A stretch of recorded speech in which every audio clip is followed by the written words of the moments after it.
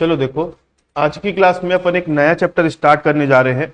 Chapter का नाम है टैक्सेबल वैल्यू ऑफ सप्लाई। मतलब इस चैप्टर में अपने को क्या कैलकुलेट करना पड़ेगा? Taxable value of supply. ठीक है, पूर्ति के कर योग्य मूल्य, इस चीज की अपने को कैलकुलेशन करनी है। मैन्युफैक्चरर, ये जो मैन्युफैक्चरर लिखा है ना, तो इस चैप्टर को 3 कैटेगरी में डिवाइड करके रखा है। मैं बताया शुरू से आप लोगों को कि हम पहले जब पढ़ रहे हैं तो कौन सी बुक से पढ़ रहे हैं? अभी संकलेचा। जब एग्जाम की तैयारी करेंगे तब हम कौन सी बुक को यूज करेंगे? मेहरोत्रा। तो मेहरोत्रा की बुक में ये वाला जो टॉपिक है ना, अभी इसके बाद पढ़ाऊंगा सर्विस प्रोवाइडर, उसके बाद पढ़ाऊंगा ट्रेडर्स, ये तीनों को एक जगह खिचड़ी बना दी है। और संकलेचा की बुक में तीनों अलग अलग दिया हुआ है। ठीक है, तो हम अभी सबसे पहले बात किसकी कर रहे हैं? मैन्युफैक्चरर्स की। तो अपने को क्या कैलकुलेट करना है? टैक्सेबल वैल्यू ऑफ सप्लाई की कैलकुलेशन करनी। किसके केस में? मैन्युफैक्चरर्स के केस में। कस्टम ड्यूटी कौन कौन पढ़ा है चैप्टर? लगभग सभी नहीं पढ़ा है। लगभग क्या, सभी नहीं पढ़ा है। ये अगर आप देखोगे ना तो देखा देखा सुना सुना पढ़ा पढ़ा ही लगेगा आपको, कोई नया नहीं है। हाँ, क्योंकि बात जीएसटी की होती है तो थोड़ा सा कुछ अलग होगा। दूसरी चीज, कस्टम ड्यूटी की जब बात आती थी तो हम विदेश से माल मंगवाते थे। यहां पर कोई विदेश से चीज इंपोर्ट नहीं हो रही है, लोकल में ही खरीदी बिक्री हो रही है। तो विदेश से जब हम माल मंगवाते हैं तो वहां पर क्या होता है कि जो भी चीजें, जो भी अमाउंट अपने को दिए रहती थी, किस में दिए रहती थी? वो डॉलर या पाउंड में दिए रहती थी, तो उसको अपन कन्वर्ट करते थे। यहां पर वो वाली समस्या नहीं है। यहां पर आप लोग नॉर्मली जिसमें दी है ना, रुपीज में दिए रहेगी, रुपीज में अपने को लेना है, तो ये वाला मैटर नहीं रहेगा। दूसरा, एक बार इसको पढ़ोगे ना तो बहुत सारी चीजें, ये फॉर्मेट कस्टम ड्यूटी में जो कैलकुलेशन करते थे ना अपन, एसेसिबल वैल्यू, वैसे ही दिखेगा। चलो पढ़ते हैं अपन, एक मिनट। तो सबसे पहले अपन यहां पर लेते हैं, सबसे पहले लेते हैं क्या? ट्रांजैक्शन वैल्यू, समव्यवहार मूल्य। जो भी दिया रहेगा ले लो। जैसे फॉर एग्जांपल एक कंपनी है जो पंखा बेचती है बना के। अच्छा, हम बात अभी किसकी कर रहे हैं? मैन्युफैक्चरर। मैन्युफैक्चरर मतलब कुछ बना के बेचता है, उसको मैन्युफैक्चरर बोलते हैं, है ना। मान लो एक कंपनी है जो कंपनी बनाकर, कंपनी क्या करती है? पंखे बनाकर बेच रही है, पंखा। तो पंखा बना के बेच रही है, तो मान लो एक पंखा वो बेच रही है 600 रुपए में, और टोटल उसने कितने पंखे बेचे? 1000। तो कितने का हो जाएगा?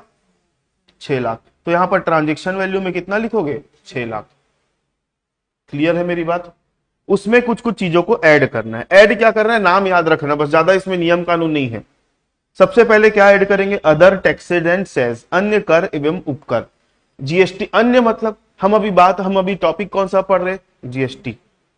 तो जीएसटी के अलावा कोई भी टैक्स अगर पे किया जा रहा है, लोकल टैक्स, मंडी टैक्स, तो ये टैक्स, तो वो टैक्स, सबको जोड़ना है। अब कंफ्यूज मत होना भाई, जीएसटी जब अपन कस्टम पढ़ रहे थे ना तो वहां पे लोकल टैक्स वगैरह ये सब ऐड नहीं करते थे। यहां पर क्या करना है? ऐड करना है। जैसे टोल टैक्स हो गया, ये सब ऐड करेंगे यहां पे पर। ठीक है। पैकिंग चार्जेस, पैकिंग चार्जेस अगर है तो ऐड करेंगे। पैकिंग चार्जेस के बारे में भी मेरी बात सुन लो। पैकिंग चार्जेस क्या होता है? पैकिंग 2 टाइप की होती है।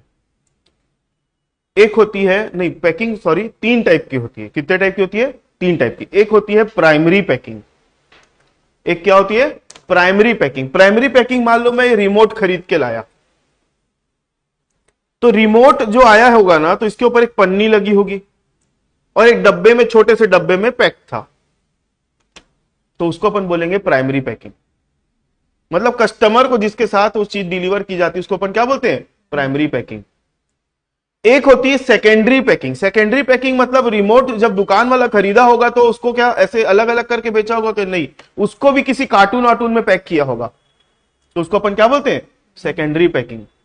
और एक तीसरी पैकिंग होती है रिटर्नेबल पैकिंग। रिटर्नेबल मतलब ऐसी पैकिंग जो गुड्स आते तक आपके पास रहेगा, फिर उसके बाद वो पैकिंग का सामान वापस चला जाता है। जैसे रिटर्नेबल पैकिंग का एक एग्जांपल और देता हूं। थम्स अप, पेप्सी, स्प्राइट वगैरह पिए हो आप लोग, कांच की बोतल में आता है। प्लास्टिक बोतल में आते हैं तो बोतल आप लेके चले जाते हो, लेकिन कांच की बोतल में आते हैं तो अपन क्या करते हैं? पहले पी लेते हैं, फिर कांच की बोतल को क्या कर देते हैं?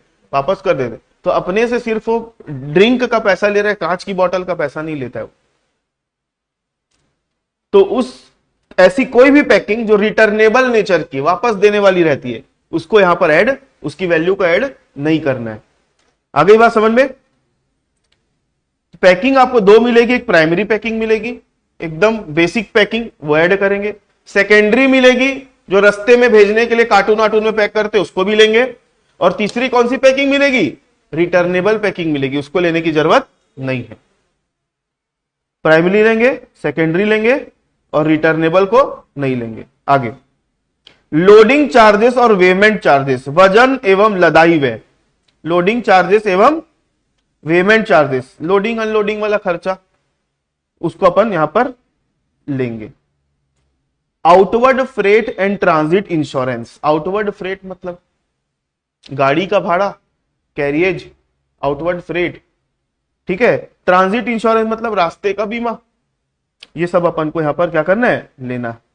Value of free after sale service in warranty period, मालूम है ना अपन कोई चीज खरीदते हैं तो वारंटी में रहती है। मान लो रिमोट में खरीदा था तो 1 साल की वारंटी थी, तो अब मान लो 1 साल के दौरान अगर ये रिमोट में कुछ हो जाता है तो उसको बनाने का खर्चा कौन उठाएगा? सामने वाला। तो मालूम है वारंटी का पैसा जोड़ा जा रहता है बिल में, मतलब किसी भी चीज में वारंटी अगर मिलती है ना आज के डेट में तो उसका पैसा भी जुड़ा रहता है वारंटी का। समझ में आई बात? तो अगर कोई वारंटी के दौरान after sale services, after sale service मतलब वो चीज आपको बेच दी गई है, बिक गई है, अब आप यूज करना चालू कर दिए, अब उसमें कोई खराबी वराबी आई तो उसके बदले आपको सर्विस दी जा रही है, उसको ठीक करने का खर्चा, अगर ऐसा कुछ दिया है तो उसको क्या करोगे? ऐड करोगे। क्लियर है मेरी बात? आगे इंस्टॉलेशन चार्जेस, इंस्टॉलेशन चार्जेस याद करो, कस्टम में लेते थे क्या? यहां लेते हैं। Expenditure by recipient on behalf of supplier, पूर्तिकर्ता की ओर से प्राप्तकर्ता द्वारा किया गया कोई व्यय। रिसिपिएंट का मतलब होता है परचेसर, रिसिपिएंट का मतलब क्या होता है? परचेसर, खरीदने वाला। और सप्लायर का मतलब कौन होता है? बेचने वाला, सेलर। परचेसर और सेलर, अगर सेलर को कोई खर्चा करना है, खर्चा किसको कर रहा है? सेलर को, लेकिन सेलर के बिहाफ में खर्चा किसने कर दिया? परचेसर ने कर दिया, रिसिपिएंट ने कर दिया।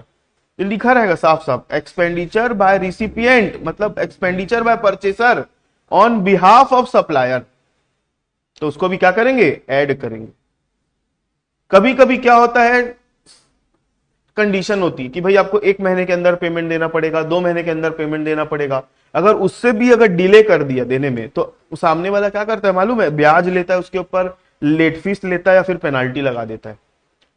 तो अगर डिले पेमेंट हो रहा है जिसके कारण पेनाल्टी, लेट फीस या ब्याज लगाया जा रहा है तो इसको भी क्या करना है? ऐड कर देना है। कभी कभी हम जो चीज खरीद रहे हैं उसके ऊपर हमको डायरेक्टली क्या मिलती है? सब्सिडी मिलती है। क्या मिलती है? सब्सिडी। तो सब्सिडी को भी क्या करना है? ऐड करना है। तो इस सारी चीजों को हम क्या करेंगे? यहां पर ऐड करेंगे। किस में ऐड करेंगे? ट्रांजेक्शन वैल्यू में। ट्रांजेक्शन वैल्यू में ऐड करने के बाद है ना, हम इसमें क्या माइनस करेंगे? डिस्काउंट माइनस कर देंगे। क्या माइनस कर देंगे? डिस्काउंट। डिस्काउंट माइनस करने के बाद जो अमाउंट आएगी, ये लाइन नहीं खींचना था, गलती से खींचा गई है। ये सब ऐड करने के बाद इसमें क्या माइनस करेंगे? डिस्काउंट माइनस करेंगे। डिस्काउंट माइनस करने के बाद जो वैल्यू आएगी इसको क्या बोलेंगे? Taxable value. यहां पर कोई बीच में स्टेप नहीं है, जैसे वहां पर पहले एफओबी वैल्यू निकालना पड़ता था तो ऐसा सिस्टमेटिक कुछ करना पड़ता था, यहां ऐसा कुछ नहीं है। सब लो डायरेक्ट ऐड कर दो। एक चीज बस माइनस होती है, क्या चीज?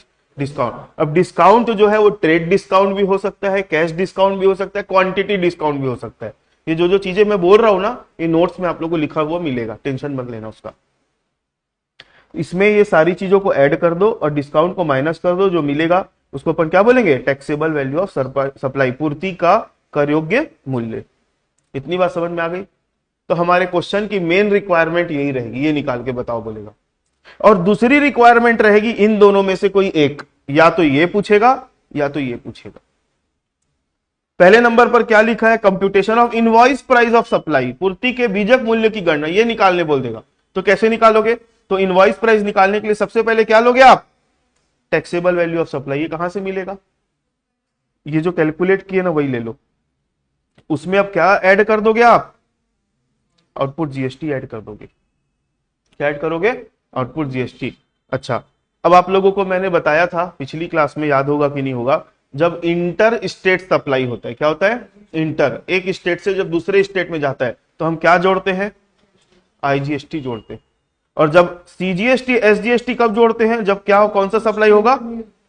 इंट्रा स्टेट होगा तो बताया हूं कि नहीं बताया हूं?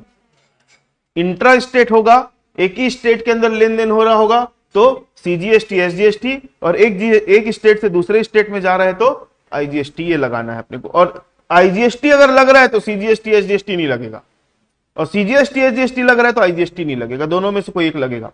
तो आप टैक्सेबल वैल्यू में जीएसटी के अमाउंट को जोड़ दो तो जो बचेगा उसको अपन क्या बोलेंगे? टोटल इनवॉइस वैल्यू, कुल बीजक मूल्य। तो कभी कभी क्वेश्चन में हमको ये पूछ लेगा, ठीक है, ये पूछ लेगा तो अपने को ये ऐड करना है, ठीक है। Next, computation of net GST payable. Net GST payable का मतलब क्या होता है? जब हम किसी से माल खरीदते हैं तो उसमें जो जीएसटी लग के आता है उसको अपन क्या बोलते हैं? इनपुट जीएसटी बोलते हैं। जो जीएसटी जब हम किसी से कोई चीज खरीदते हैं उसमें जब जीएसटी लग के आता है तो उसको क्या बोलते हैं? Input GST. और जब हम माल बेचते हैं तो जो जीएसटी लगाते हैं उसको क्या बोलते हैं? आउटपुट जीएसटी बोलते हैं। तो इनपुट जीएसटी को आउटपुट जीएसटी में माइनस कर देते हैं तो जो बचा हुआ वैल्यू आता है उसको अपन बोलते हैं नेट जीएसटी पेबल। एक एग्जांपल दे रहा हूं इसका समझना। तो सबसे पहले अपन क्या लेंगे? यहां पे आउटपुट जीएसटी लेंगे। आउटपुट जीएसटी जो भी होगा, जैसे ऊपर कैलकुलेट करते हैं ना, सेम वैसे ही कैलकुलेट यहां पे भी होगा, ठीक है। अब आउटपुट जीएसटी की जो भी अमाउंट आई उसमें आप क्या माइनस कर दोगे? इनपुट टैक्स का क्रेडिट माइनस कर दोगे। जो माइनस करने के बाद आएगी उसको अपन क्या बोलेंगे? Net GST payable. जैसे एक एग्जांपल लेते हैं, देखो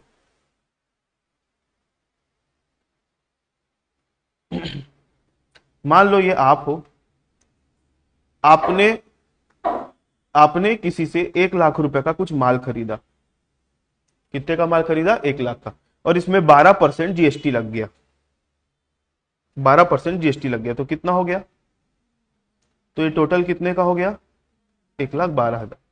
अब आप जन सेवा करने तो नहीं बैठे हो, इसको बढ़ा के बेचोगे। मान लो इसको आपने कितने में बेचा? 1.5 लाख में बेचा, तो इसका 12% निकालोगे तो कितना आएगा? 18,000। तो टोटल 1,68,000 रुपए होगा। तो ये वाला जो जीएसटी जो खरीदते समय दिए उसको अपन क्या बोलेंगे? और जो आप बेचते समय दे रहे हो उसको क्या बोलेंगे? इनपुट जीएसटी और आउटपुट जीएसटी। ये जो जीएसटी आपने खरीदते समय दिए वो जेब से तो पैसा चला गया ना आपके, कि आपके ही पास पड़ा है? चला गया। और जब आप माल बेचे तो आपको टोटल कितना जीएसटी पटाना था? ये 1,50,000 में 1 लाख का माल जुड़ा हुआ है कि नहीं? उसी का तो रेट बढ़ा के बेच रहे हो। मतलब ऑलरेडी आप इस 18,000 में से कितना पटा चुके हो? 12,000 पटा चुके हो। तो आपको और कितना पटाना पड़ेगा? तो इसको लिखोगे कैसे? आउटपुट जीएसटी कितना? 18,000 माइनस इनपुट कितना? तो जो बचेगा ना कितना रुपया, सॉरी मैंने गलत लिखा, 6,000 आएगा। इसको बोलेंगे नेट जीएसटी पेबल। आउटपुट में से इनपुट को माइनस कर देते।